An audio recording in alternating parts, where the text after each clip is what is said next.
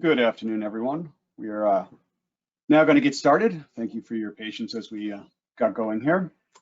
I want to thank you all for joining us today for the new normal, which is a webinar series we are going to be running for the first quarter of this year. And our focus is going to be on some of the issues that have come up as a result of everybody working from home, the pandemic, and the ways to handle that. A couple of items we'll go through, start with the agenda. Housekeeping, so this webinar is in fact being recorded and we will be putting it up on our YouTube channel when we are finished. Please do mute your microphones. If you have any questions, please feel free to use the chat window and we'll be happy to answer those as we see them. And I'll pause in between each section to do that. Today we'll talk a little bit about Perucity and Opfinity and who we are and what we do. Our focus on today's version of the new normal will be on phone systems, video conferencing, as well as messaging apps. We'll finish up with a little bit of a wrap up and then be happy to answer any questions that have come up throughout the presentation or any that you have at the end of the presentation. So Opfinity, we've been around now, we're on our 19th year. We started back in 2002. We've worked with well over 200 clients, and our core services are managed services, where we become the IT department for our clients, pretty much taking care of everything from 24/7 help desk to virtual CIO services to procurement. We offer cloud solutions, phone systems, which we'll talk a little bit about today, cybersecurity through Perucity, which is our cybersecurity division that was started in 2019, as well as mobile app development and website and software development. So what exactly is the new normal and why does it matter? Well, as most of us found, especially those who are not essential workers, we have found ourselves working from home.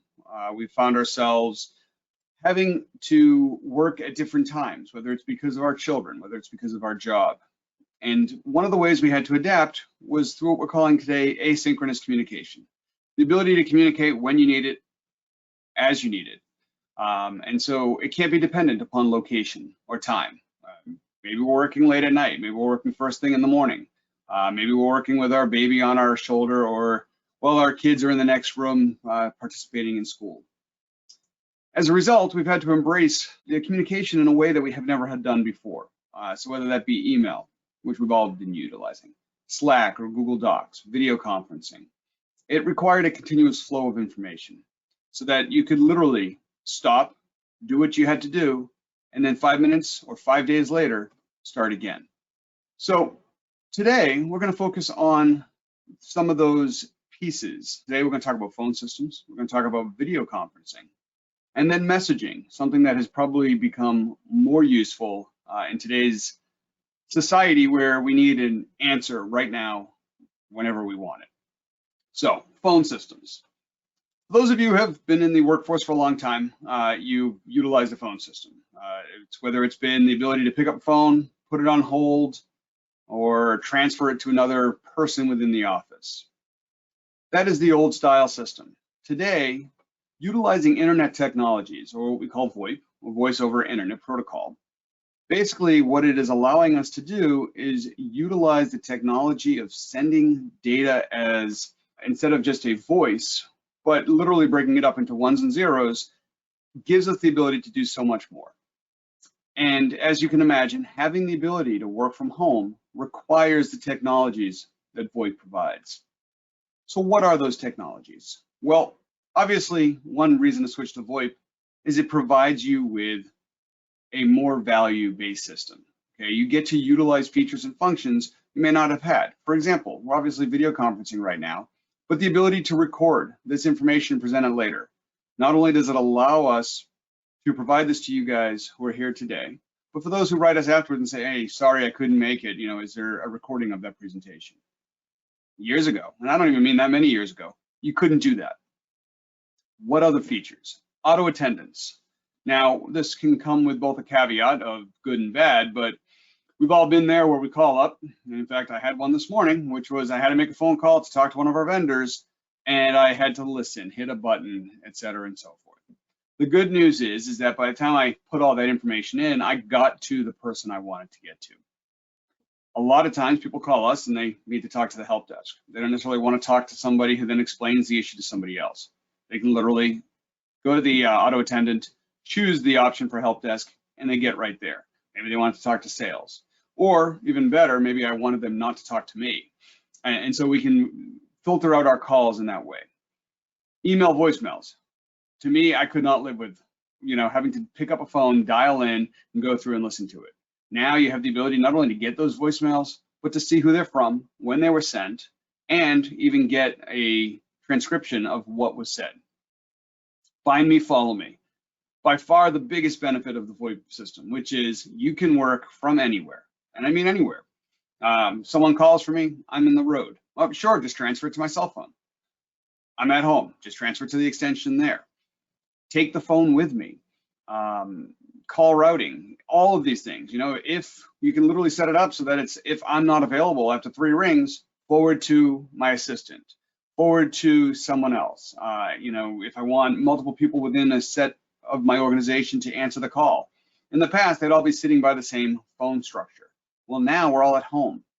Having the ability to say, ring the sales group and have it ring all 3 phones, whether those salespeople are here in DC, up in Boston, or even better in Europe or Asia. It rings at the exact same time. Now, of course, that provides some challenges, as we find today for another webinar you should join us on, but scams. The ability to now utilize a phone number to make it seem as if the person is literally in the town next door, when in fact, they're running a scam from India or China. But the mobility and the ability to do that is required in today's day and age. So now you have that ability with the right solution to have the phone ring wherever, to take the phone wherever you want to go, wherever you need to be. As long as you have an internet connection, whether that be on your mobile phone, whether it be over the web, you have that ability. And then the last piece that I think is the biggest benefit you're going to have is what we call reliability, but more importantly, what happens if your phone goes down? In the past, on the old phone systems, if you had a power failure, your phones didn't ring. Obviously, prior to that in residential, they always rang. Well, what do you do now? The power is down, or today the internet goes down. The great thing is you literally have what's called rollover, the ability to say, well, I'm not able to answer the phone at the office, roll over to my cell phone, or call somewhere else, or call to a device that is online. You literally could pick up your stuff, go to the local Panera, hop into the Wi-Fi, and you're back online. Or even better, turn your Wi-Fi hotspot on your phone on, and you're back online. So VoIP gives us that ability. And in today's day where everybody's working from home, where everybody's working at different times, working at different parts of the globe, I couldn't tell you how many people I know that have said, well, if I can't go to the office, I'm going to go out into the Midwest and just enjoy myself, rent a mountain cabin for months. Well, now they can take those calls there. Defeats the purpose of going to the mountain cabin, but again, they're able to work. And that is the benefit of the VoIP system. So what should you consider? Because there are, and I mean hundreds of VoIP providers out there. And so how do you consider which one to go with, what to do? So you have to look at a lot of things. First of all, reliability and security. Now, I just told you all that, yep, you can all go and work from home, but how do you secure that? How do you make sure that nobody is able to listen in, access that data? We obviously want to record in some cases, but what do you do? How do you make sure of that? So first thing is encrypted phone calls. Do you need that? And if so, how are they encrypting it? Are they encrypting it point to point? Are they making sure that the data is secure that only you have access to? You also want to know the reliability of the phone. How often do they have outages? Do they have backups? For example, are they only in one data center? Are they in multiple data centers? Some providers give you a system that allows you to have it on-prem, so it's on your premise, it's in the office, giving you that reliability should the internet piece go down, it's still up and running. Or what happens when that does? We've definitely had some clients where, for whatever reason, they were going to the further data center instead of the local one, so you ended up with bad call quality. So that's something to look at. Cost and feature. Obviously, most of the systems today are going to have all the features that you're expecting. The call recording, email to voicemail, the ability to have an app. But, is it good? How good is that mobile app? I mean, I've definitely seen some which they just do not work. So you want to consider that. Contract length is probably the biggest piece. When you switch to VoIP, it is going to be different than the traditional phone system. You are going to have issues that you did not plan for, remember, etc. So do you have to sign a 3-year contract? What type of guarantees are provided? Is it, if you don't have good quality, can you get out? More important, what happens to the equipment? Do you have to buy it? Is it provided free? Majority of the decent providers today are going to give you free equipment if you sign a long-term deal. Is that worth it? Can you use the phones you have? These are all things you want to consider when you're looking at a new phone system provider. The last piece, and it's a piece that really depends on the type of business you are in, is phone system third-party integrations. We talked to a insurance company in the Alexandria area, and they needed a system that when you called in, automatically, when their phone rang, it pulled up right on their screen who was calling, what their account was, etc. Think about the customer service value of that. When you get that call, you already know who it is. You're still going to answer the phone, but all the information is right there. How many times have you called somewhere where they say, well, yeah, let me pull up your account. Please give me 2 minutes. In fact, I called Amazon this morning. Well, I actually did the chat, and it took 19 minutes to pull up an order. They resolved the issue, but again, that is the benefit and the drawback of technology. If you're not taken care of, how does that make you feel? So think about that from that end. And then, of course, how does it integrate with the other products, Microsoft, Google, etc., when you want to get data from your phone system? Where do you record it, etc.? I'm going to look at a couple of example providers. I'm not necessarily going to say these are the best ones out there, but these are the ones you typically hear the most from when we have our people calling us and saying, hey, we need help with a phone system. Who do you recommend? And typically we're going to go through 3 or 4 of them. These are 3 or 4 that we typically go through. So Microsoft Teams, it is part of the Office 365 package. It is a video conferencing phone system combined program. The good news is that it's part of 365. It integrates, if you're a 365 user, you have your email, Outlook, everything else set up through there, it might make a lot of sense. It was not built as a phone system. It does not have some of that traditional phone-based components, and it's really meant as a computer-based system that has now added phones to it. The good news is it's relatively inexpensive, and people like it because it literally integrates with their Outlook. So we talked about those integrations. Zoom. Majority of people I know that have chosen Zoom as a phone system is because they're really happy with the Zoom video conferencing solution. Unfortunately, it's only been around for the COVID aspect. COVID launched the phone system. So again, if you're really looking for that video conference where you can jump between phone calls and video conference, great option. Again, it's not been around for a long time. I can't speak to the reliability of it, but again, as a video system, it's a very good system.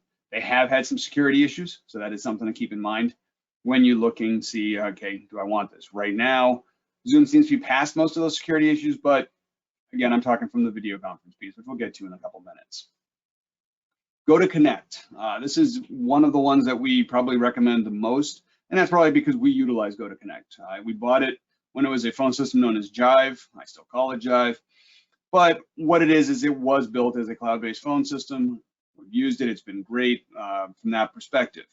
Now we're using the GoToMeeting, which comes with it. It's 2 separate systems. They are not integrated. You can access both. But again, if you're looking for that ability to quickly jump between the 2, GoToConnect and Jive is not going to fit well.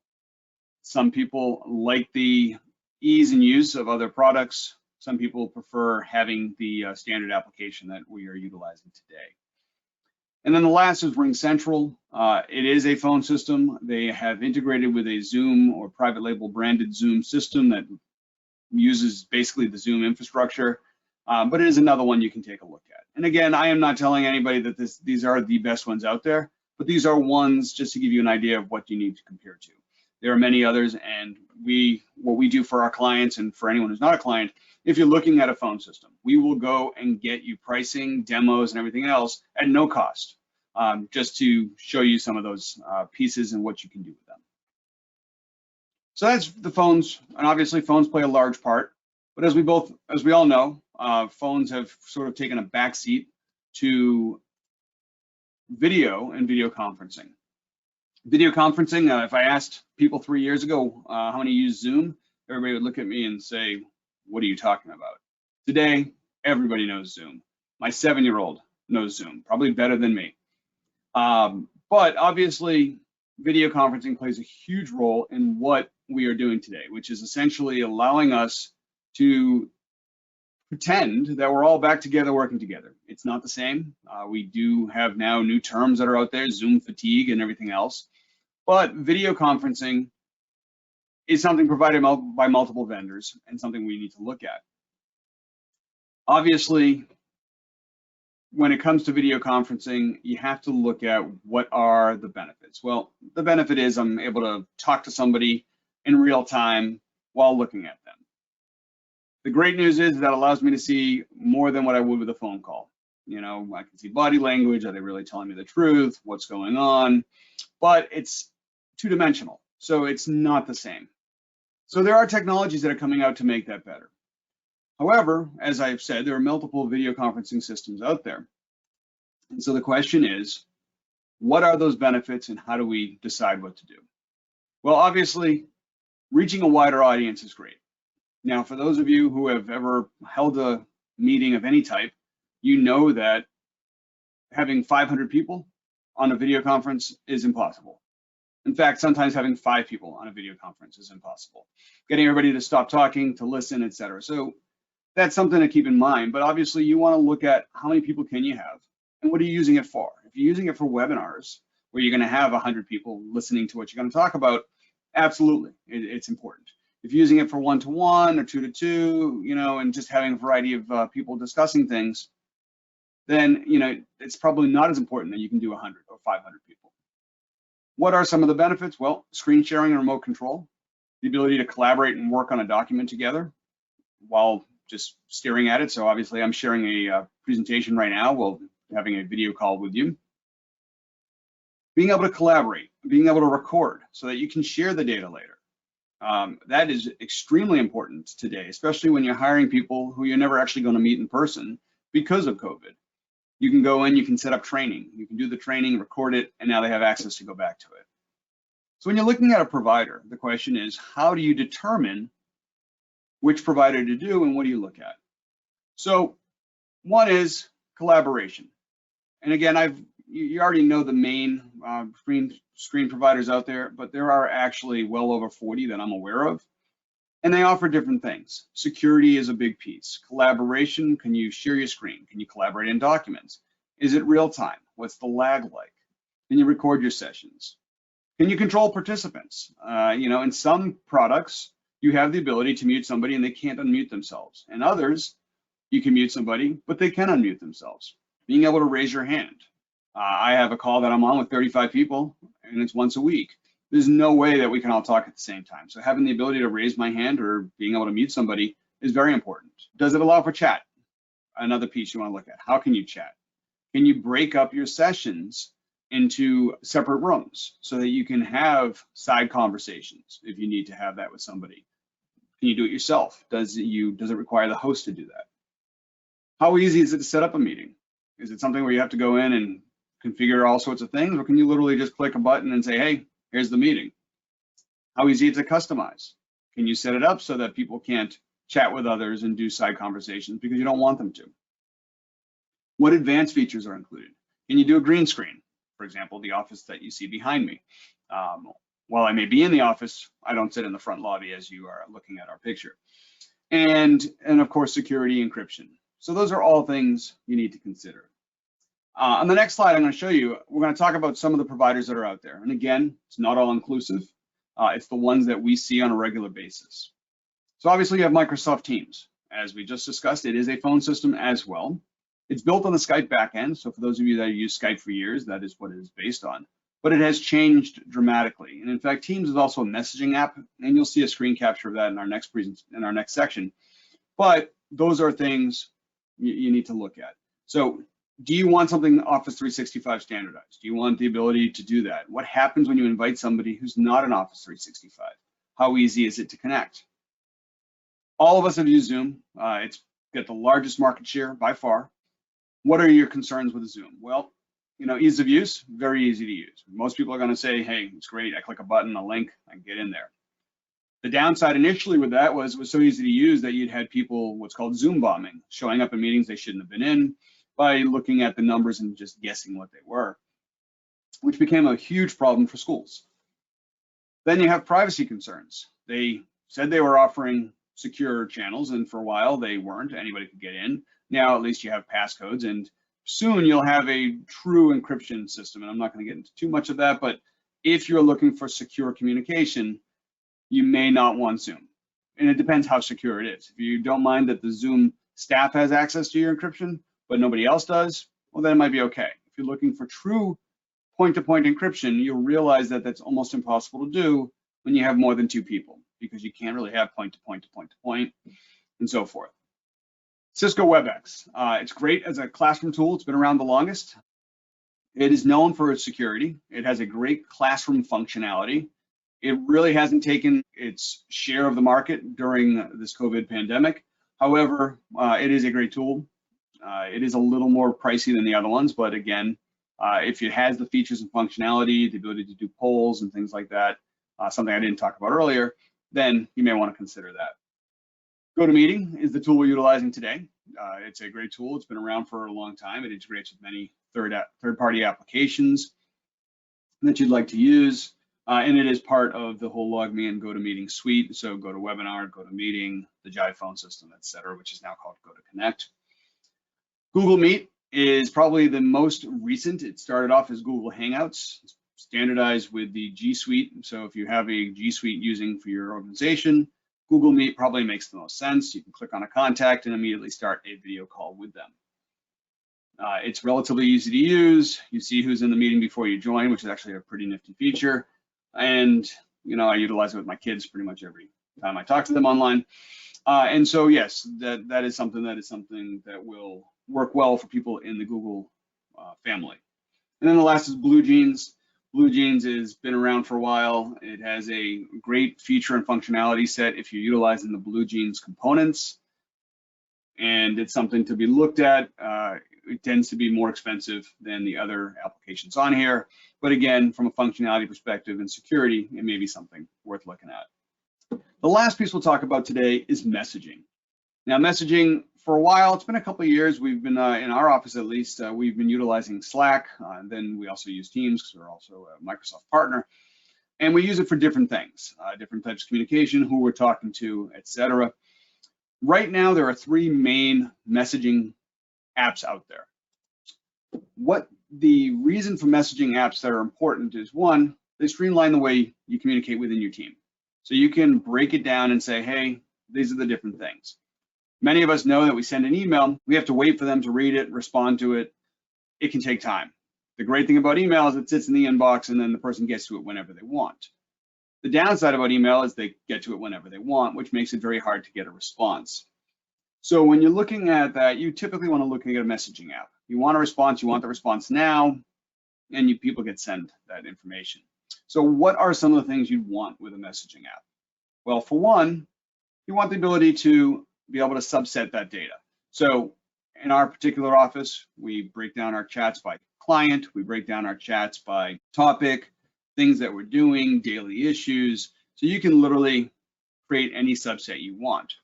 You can do impromptu video calls, you can screen share, so literally say, hey, show me what you're doing, and then be able to show them what they are. So you have those features. So today we're going to look at what some of those apps are and what some benefits are. Since there's only 3 that we're really looking at and 3 major ones out there, there are others. We'll focus on those, and then happy to answer any questions if you have on those. So one, this is Slack. Again, been using it for years. It uses channels. So obviously you can have a channel on marketing teams. You can send direct messages. So you can do it to individuals. You can set up your own group. I want to send it to these 2 people. You can select screen sharing. Now with Slack, it has the ability to choose different options. You can get the free option. You can get a paid option. The biggest difference between the free and the paid is, one is you can go back and search messages. In the free version, you can only get 10,000 messages. Beyond that, you have to pay to get access to them. It also allows you to get certain benefits like the video calls and things that you don't get with the free version.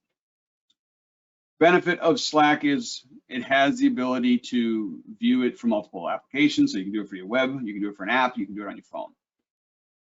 You can do screen sharing. You can convert chat messages to threads. So all of a sudden you have a topic and then you have a subtopic within that subtopic.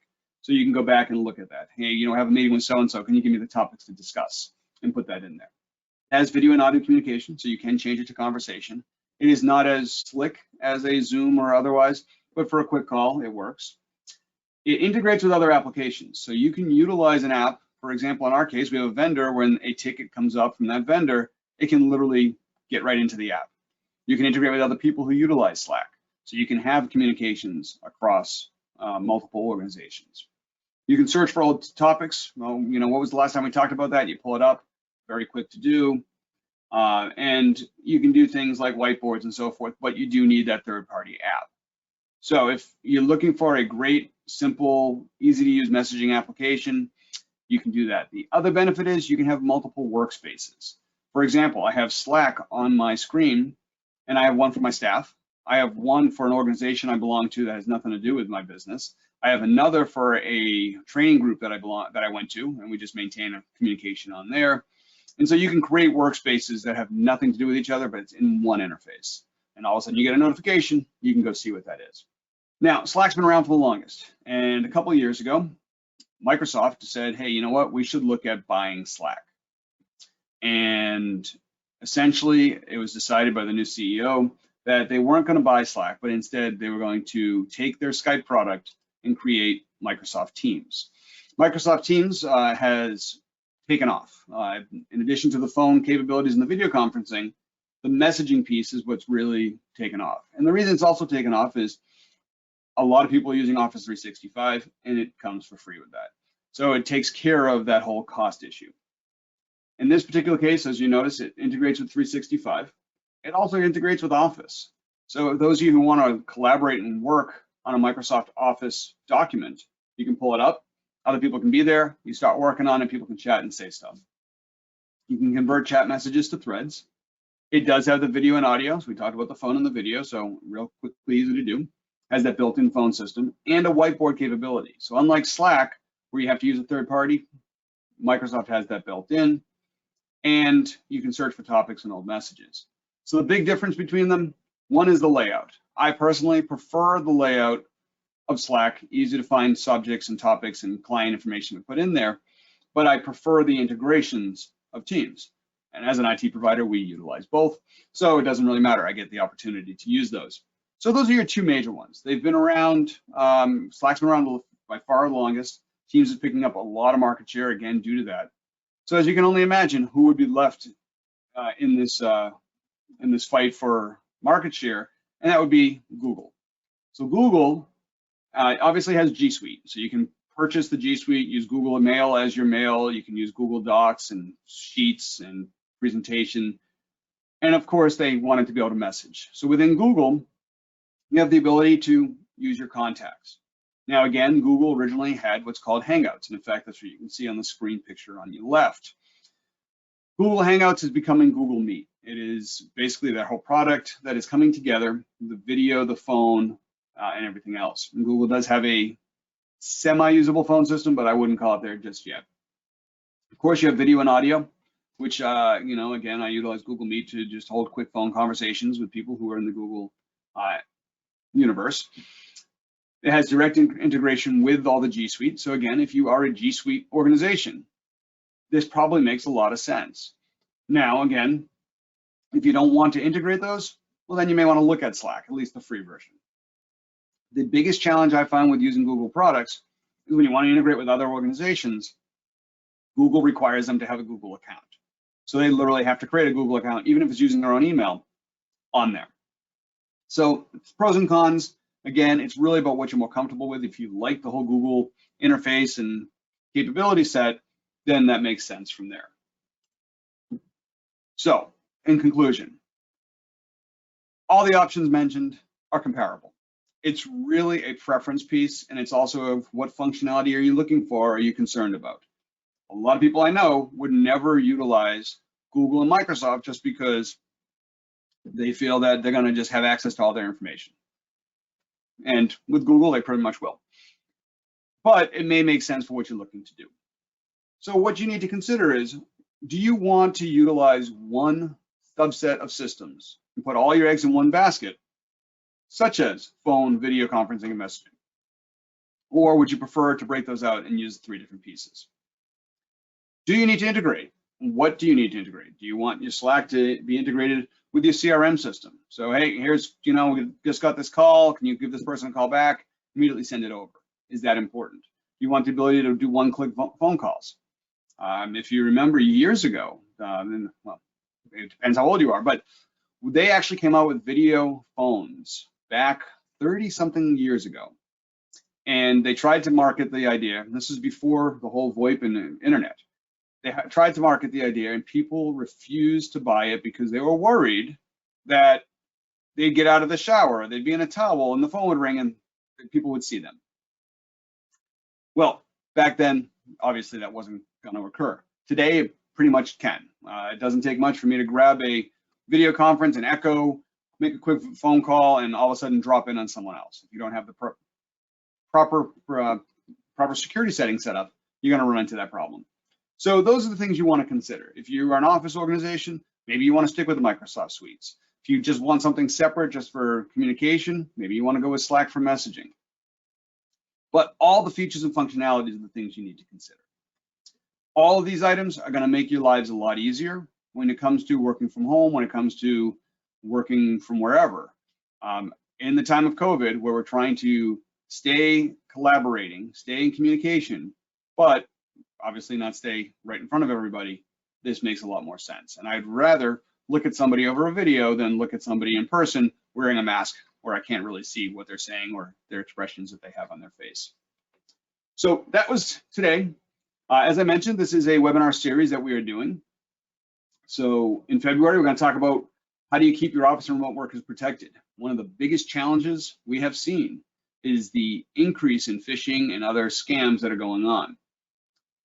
How do you do that if everybody's working from home? How do you protect them? What should you do? So we're going to talk about that in February, on February 25th. And then in March, we'll talk about IT outsourcing. Obviously, that's something we've been doing for 19 years. But how can we help organizations, whether it's 100% take over the IT, or as we do for a variety of clients, they have some IT in-house, but they need someone else to provide that 24/7 support. And so we'll talk about that in our March webinar as well.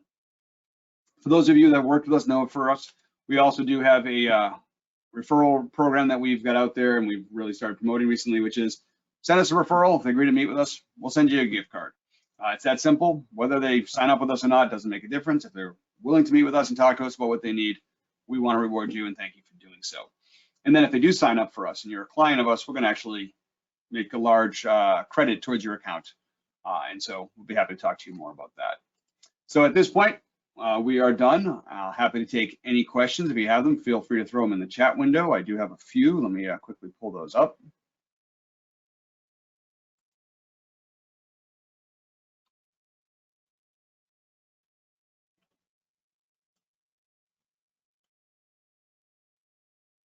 So somebody asked me if there is any standards that come with security. And so the answer to that is really dependent upon what it is you're looking to get out of security. Are you looking to just stop people from getting into your calls? Well, then the standard is passcodes, integrated into a URL or otherwise. Having a passcode is something you want to make sure you have the ability to do. Some of the apps out there do not have that. And so anybody could drop in if they have the link. And as you all notice, it's just 9 digits. So randomly generating and guessing links is easily done. When it comes to encryption, there are many different standards, and the encryption is based upon how many numbers are in that encryption key. And when it comes down to it, if you're using encryption for stuff that's going to sit out there for a while, you want a very complex encryption key. When you're doing a phone call or a video call that's going to last 60 minutes, the encryption key is not as, you don't need as complex a key. You still need one. So that's the other piece. And then the last is when it comes to encryption, do you want end-to-end encryption? That means that the entire conversation and everything else is encrypted. The good news of that is that when you have encryption, only the people in that call can actually speak and understand and be able to access that data. The downside to that is if you're using third-party features, such as call recording, whiteboards, etc., those can't, by default, have access to that data. So you want to record a conversation, it can't do that because only those parties in the call have the ability. So the recording won't be able to record that. Now they're working around that. There's going to be new technology to allow that, but those are some of the things you need to. So when it comes to encryption and security, yes, there are different features, but in reality, think about what it is you need. If you just want the ability for no one else to be able to access and hear the call, passcode may work. If you need something a little higher level, working government contracting, etc., then you want to know the level of encryption. And easiest way to tell someone is you want the DoD or Department of Defense standard. All right, another question is, what if you don't like the soft phone app that is applied to your phone, that is applied to the phone system you selected? Well, the good news is that no matter where you work, if you have a standard desk phone, you can take it with you. All VoIP-based systems can just plug into the internet and access that. The older VoIP style where they had a device in the office, well, obviously that will not work. But today with the cloud-based systems, absolutely can. Let's see if there are any other questions. I already talked about that. Call quality. Someone was asking a question about VoIP systems and the call quality of the VoIP phone system. The way VoIP works is it's just like the internet. So as you can imagine, you have two things that are going on. One is you have the amount of bandwidth, and that is how big the pipe is to get that data. The amount of bandwidth really does not play a part in the quality of your phone call. So someone says, well, I have a gig at home and it's going to work well. That's great, but unless you are watching 4 channels on Netflix at the same time, the bandwidth is not being used up. The bigger question is what's called latency. And that is how quickly, when you send a request out, does it come back? Excuse me. And so with latency, it depends on a variety of things. But the biggest piece is if you're in your home and you have Wi-Fi connected to a switch, connected to another switch, all those hops is what they're called, will cause a lower latency. As opposed to if you plug it right into the router or if you plug it into one switch into the router. Then the issue is, are you on a residential circuit or an office circuit? Residential circuit offers no quality control. So obviously the bigger the bandwidth, the better, because it's giving you more space to get out, but it doesn't mean it's going to reply just as quick. So when you're looking at these video or phone call systems, the question is, where are their data centers located?